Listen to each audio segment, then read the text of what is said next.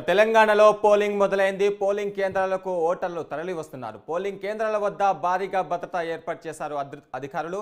మొత్తం 119 నియోజకవర్గాల్లో ఒకే దశలో పోలింగ్ నిర్వహిస్తున్నారు. ఈ పోలింగ్ సాయంత్రం 5 గంటల వరకు జరగనుంది. 13 సెగ్మెంట్లలో సాయంత్రం 4 వరకే ఈ పోలింగ్ జరుగుతుంది. బరిలో 2290 మంది అభ్యర్థులు ఉన్నారు. ఇక 119 స్థానాల్లో బీఆర్ఎస్ పోటీ చేస్తుంది. 118 చోట్ల కాంగ్రెస్, ఇక మిత్రపక్షమైన సిపిఐ ఒక చోట పోటీ చేస్తుంది. 111 స్థానాల్లో బీజేపీ పోటీ చేస్తుండగా మిత్రపక్షమైన జనసేన 8 చోట్ల పోటీ చేస్తుంది.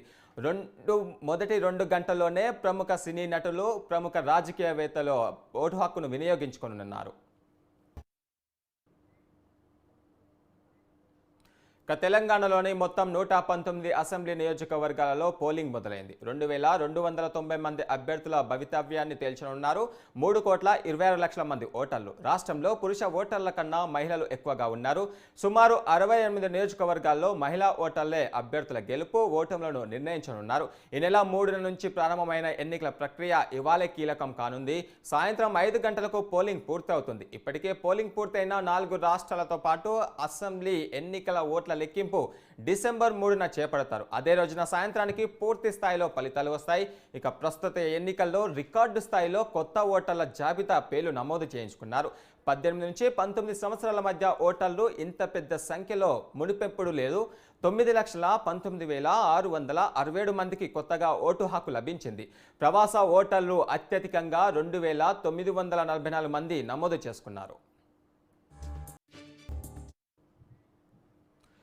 పోలింగ్ అప్డేట్స్ పై మరింత సమాచారం మా ప్రతినిధి రామ్ ప్రసాద్ అందిస్తారు. రామ్ ప్రసాద్, చెప్పండి, పోలింగ్ కేంద్రాల వద్ద ఎలాంటి పరిస్థితులు ఉన్నాయి? పోలింగ్ కేంద్రాలు ఎలా చోటు చేసుకుంటున్నాయి? పోలింగ్ అనేది ప్రారంభమైంది. మనం చూడవచ్చు, కొద్దిసేపటి క్రితమే ఉదయం 7 గంటల నుంచి సాయంత్రం 5 గంటల వరకు జరగనున్నటువంటి ఈ పోలింగ్ లో ప్రజలందరూ కూడా ఇప్పుడిప్పుడే పోలింగ్ బూత్లకు అయితే చేరుకుంటా ఉన్నారు. ఇక్కడ పటిష్టమైనటువంటి భద్రతా సిబ్బంది అయితే భారీ బందోబస్తు ఉండడం అయితే ఎలక్షన్లు జరుగుతా ఉన్నాయని చెప్పవచ్చు. ముఖ్యంగా తెలంగాణ రాష్ట్రం ఏర్పడిన తర్వాత 3వసారి జరుగుతున్నటువంటి ఈ ఎన్నికల్లో అయితే ప్రజలు ఆసక్తిగా పాల్గొంటా ఉన్నారు. మనం చూడవచ్చు, ఇప్పటికే పోలింగ్ అధికారులు కూడా పోలింగ్ బూత్లలో మాక్ పోలింగ్ ను నిర్వహించిన అనంతరం ఏదైతే ఎలక్షన్ జరగడానికి సుమారు గంటన్నర ముందు మాక్ పోలింగ్ నిర్వహించాల్సి ఉంటుంది. ఎవరైతే బూత్ ఇన్ఛార్జ్ ఉన్నారో, ఎవరైతే ఎన్నికల అధికారి ఉన్నారో గంటన్నర ముందు అయితే ఇక్కడ మాక్ పోలింగ్ కూడా ప్రారంభించడం జరిగింది. అనంతరం ఎన్నికలకు సంబంధించినటువంటి ప్రక్రియను అయితే ప్రారంభించడం జరిగింది. 7 గంటల నుండి ఓట్లు వేసేందుకు అయితే ప్రజలను ఆహ్వానిస్తున్నటువంటి అధికారులు ఖచ్చితంగా ఎలాంటి అవాంఛనీయ ఘటనలు జరగకుండా అయితే పోలింగ్ ప్రక్రియను అయితే సజావుగా సాగిస్తా ఉన్నారు.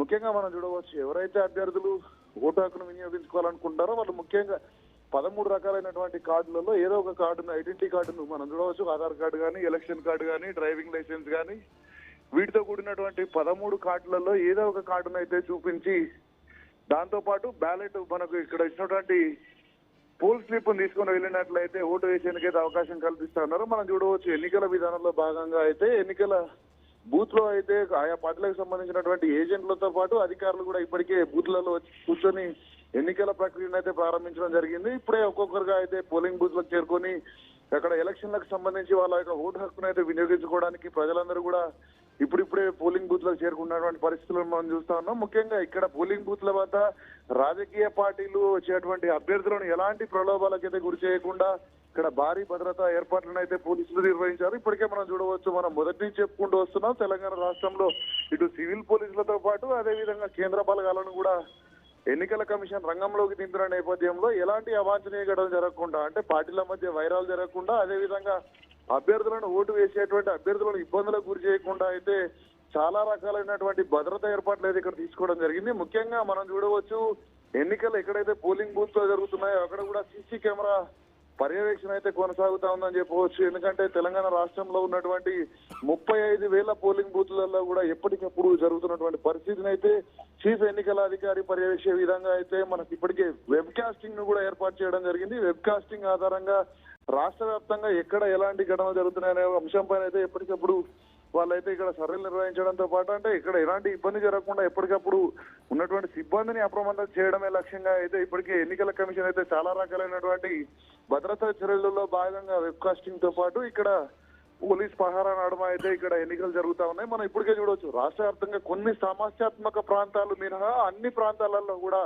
119 నియోజకవర్గాల్లో 15 నియోజకవర్గాలు మినహా మిగతా నియోజకవర్గాలన్నింటిలో కూడా ఉదయం 7 గంటల నుంచి సాయంత్రం 6 గంటల వరకు అయితే పోలింగ్ ప్రక్రియ అయితే జరగనున్నది. మనం చూడవచ్చు ఈ పోలింగ్ ప్రక్రియలో అభ్యర్థులు తమకు నచ్చినటువంటి నాయకుడిని ఎన్నుకునేటువంటి అవకాశాన్ని అయితే ఎన్నికల కమిషన్ కల్పిస్తా ఉందని చెప్పవచ్చు. ముఖ్యంగా ఇక్కడ ఎన్నికల సిబ్బందితో పాటు ఇక్కడ ఏ విధమైనటువంటి సుమారు ఎలక్షన్ కు పోలింగ్ బూత్ ఏదైతే ఉందో పోలింగ్ కేంద్రానికి 100 మీటర్ల దూరం వరకు కూడా మనకు చూడవచ్చు ఇక్కడ లైన్లు వేయడం జరిగింది. ఎందుకంటే ఎవరైనా కూడా 100 మీటర్ల బయటే ఉండాలి. 100 మీటర్ల పోలింగ్ కేంద్రానికి 100 మీటర్ల లోపు కేవలం ఓటు ఎవరైతే వినియోగించుకోవాలనుకుంటారో వాళ్ళు మాత్రమే ఓటు హక్కును వినియోగించుకునేందుకు అయితే ఎలక్షన్ పోలింగ్ కేంద్రం పరిధిలోకి రావాలని చెప్పేసి ఇప్పటికే పోలీసులు సూచన చేస్తున్నారు. ఇక్కడ కూడా పోలింగ్ ప్రాంతాలలో ఎక్కడ కూడా ట్రాఫిక్ ఇబ్బందులు జరగకుండా అయితే ముందస్తుగా ఆ డెడ్ లైన్లను అయితే ఏర్పాటు చేయడం జరిగింది. కేవలం అభ్యర్థులు ఎవరైతే ఓటు వేయడానికి వస్తున్నారో వాళ్ళు ఎలాంటి ఎలక్ట్రానిక్ పరికరాలు ముఖ్యంగా మనం చూసుకున్నట్లయితే సెల్ ఫోన్స్ కానీ బ్లూటూత్ కానీ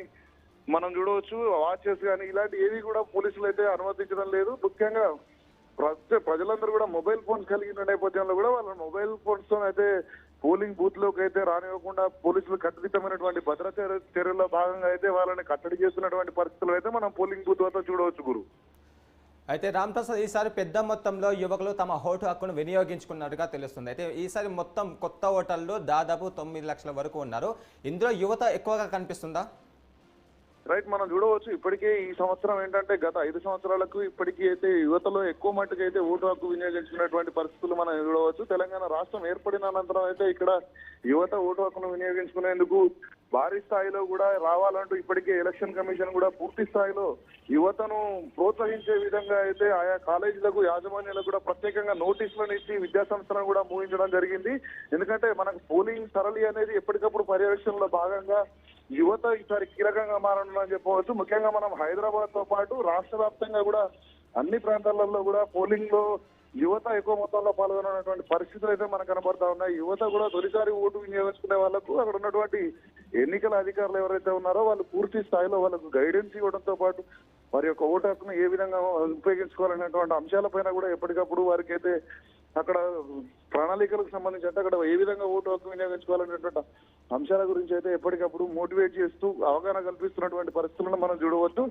ముఖ్యంగా ఏంటంటే తెలంగాణ రాష్ట్రంలో ఈసారి నిరుద్యోగుల సమస్య ఎక్కువ ఉన్న నేపథ్యంలో యువత కూడా చాలా కాన్ఫిడెన్స్ గా ఓటు వేసేందుకైతే ముఖ్యంగా పోలింగ్ బూత్ లకు ఇన్ టైంలో చేరుకొని వారి యొక్క ఓటు హక్కును అయితే వినియోగించుకునే పనిలో ఉన్నదని చెప్పవచ్చు. తెలంగాణ రాష్ట్రంలో ఇప్పటికే గత 5 ఏళ్ల నుంచి కూడా 5 ఏళ్ల క్రితం విద్యార్హతలు ఎవరైతే పూర్తి చేస్తున్నారో వాళ్ళు ఇప్పటికీ కూడా ఉద్యోగాలు సాధించలేనటువంటి ఒక పరిస్థితి ఉన్న నేపథ్యంలో యువత అయితే ముందుగానే ఓట్లు వినియోగించుకొని తద్వారాగా రానున్న ప్రభుత్వం ఖచ్చితంగా వారికి ఉపాధి అవకాశాలు కానీ ఉద్యోగ అవకాశాలు కానీ కల్పించే విధంగా అయితే నూతన ప్రభుత్వం ఏర్పడాలని ఆకర్షిస్తున్న నేపథ్యంలో యువత ఓట్లు అయితే ఈ ఎన్నికల్లో చాలా కీలకంగా మారనున్నాయని చెప్పవచ్చు గురు. అయితే రాంప్రసాద్ ముఖ్యంగా చెప్పుకోవాలంటే వృద్ధులు కానీ మహిళలు కానీ ఓటింగ్ పోలింగ్కి వస్తున్నారా? వారికి ఎలాంటి సహాయక చర్యలు చేపడుతున్నారు పోలీసులు? రైట్, మనం ఇప్పటికే చూడవచ్చు ఎన్నికల కమిషన్ గతంలోనే చెప్పడం జరిగింది. ఎవరైతే 70 సంవత్సరాలు దాటినటువంటి వృద్ధులు ఎవరైతే ఉంటారో వారికి ఇంటి వద్ద నుంచి కూడా ఓటు హక్కును వినియోగించుకునేటువంటి పరిస్థితులను అయితే ఎన్నికల కమిషన్ కల్పించింది ఈసారి. అంతేకాకుండా ఈసారి పోస్టల్ బ్యాలెట్ లో కూడా ముఖ్యంగా చాలా రకాలైనటువంటి సంస్థలకు సంబంధించినటువంటి ప్రతినిధులకు అయితే ఇవ్వడం జరిగింది. ముఖ్యంగా మీడియా కూడా ఈసారి పోస్టల్ బ్యాలెట్ ద్వారా అయితే ఓటు హక్కు వినియోగించుకునేటువంటి అవకాశం కల్పించిన నేపథ్యంలో వృద్ధులు ఎవరైనా పోలింగ్ బూత్ వరకు రాలేని పరిస్థితిలో అక్కడ ఉన్నటువంటి ఎన్నికల అధికారికి ఒక ఫామ్ అయితే ఫిలప్ చేసి ఇచ్చిన అనంతరం వారిని ప్రత్యేకంగా ఎన్నికల ఇక్కడ తీసుకొచ్చి వాళ్ళ ఓటు హక్కును వినియోగించుకునేందుకైతే అవకాశం కల్పించినట్టు మనకు తెలుస్తా ఉంది. ఇప్పటికే చూడవచ్చు, ఎందుకంటే ముందస్తుగా ఆ ప్రక్రియ దరఖాస్తు చేసుకున్న ప్రతి ఒక్కరికి కూడా అవకాశం కల్పిస్తామని చెప్పేసి అంటున్నారు. ఇప్పుడు ఉదయం 7 గంటల నుంచి సాయంత్రం 5 గంటల లోపు జరగనున్నటువంటి పోలింగ్ లో 5 గంటల వరకు ఎవరైతే పోలింగ్ కేంద్రం పరిధిలో ఉంటారో వాళ్ళందరూ కూడా ఓటు హక్కు వినియోగించుకునేటువంటి అవకాశాన్ని అయితే కల్పిస్తామని చెప్పి చెప్తా ఉన్నారు. ఇదే క్రమంలో మనం చూడవచ్చు తెలంగాణ రాష్ట్రంలో జరగనున్నటువంటి ఈ ఎన్నికలలో ఎవరికి ఎలాంటి ఇబ్బందులు జరగకుండా అయితే ఇప్పటికే ఎలక్షన్ కమిషన్ భారీ ఏర్పాట్లు చేసిన నేపథ్యంలో తెలంగాణ రాష్ట్రంలో అయితే ప్రశాంత వాతావరణంలో ఎన్నికలు నిర్వహించేందుకు అయితే ఇప్పటికే ఎన్నికల కమిషన్ చాలా రకాలైనటువంటి ప్రణాళికల్లో ముందుకు సాగుతోందని చెప్పవచ్చు గురు. అయితే రాంప్రసాద్ చివరి నిమిషంగా ఓటింగ్ పోలింగ్ కేంద్రాలకు వస్తున్న ఓటర్లను ఇంకా పార్టీ నాయకులు మభ్యపెట్టే పరిస్థితులు ఏమైనా కనిపిస్తున్నాయా? రైట్. ఎన్నికలను వచ్చిన నేపథ్యంలో ప్రతిసారి కూడా ఎన్నికలను ఓటర్లను ప్రసన్నం చేసుకునేందుకైతే వివిధ పార్టీల నాయకులు కొంతమంది డబ్బుతో, కొంతమంది మద్యంతో ప్రసన్నం చేసుకునే పనిలో ఉంటున్న నేపథ్యంలో ఎలాంటి అవాంఛనీయ ఘటనలు జరగకుండా, ముఖ్యంగా ఓటర్కు ఇబ్బంది కలగకుండా టోల్ ఫ్రీ ద్వారా ఎన్నికల అధికారులు అయితే రంగంలోకి వచ్చి వాళ్ళకు వెంటనే వాళ్ళ సమస్యలు పరిష్కరించే విధంగా అయితే ఇక్కడ భద్రతా సిబ్బందిని అయితే ఏర్పాటు చేయడం జరిగింది. ఎవరికి ఇబ్బందులు జరగకుండానైతే ఈ యొక్క ఎలక్షన్ కమిషన్ అయితే ప్రస్తుతానికైతే చర్యలు చేపట్టింది గురు. Okay, thank you Ram Prasad. మన హైదరాబాద్ నగరంలో మొత్తం 15 కాన్స్టిట్యున్సీలో కూడా మొత్తం మనకు పోలింగ్ అన్నది చాలా పీస్ఫుల్గా మొదలైనాయి. మేమందరం కూడా ప్రజలు కోరుతున్నది ఏంటంటే ఇవాళ దయచేసి ఓటు వేయడానికి అందరం పోలింగ్ బూత్కి రండి, ఓటు వేయండి. ఈ డెమోక్రసీని అందరం కూడా పార్టిసిపేట్ చేయవలసిన కోరుతున్నాను. Thank you.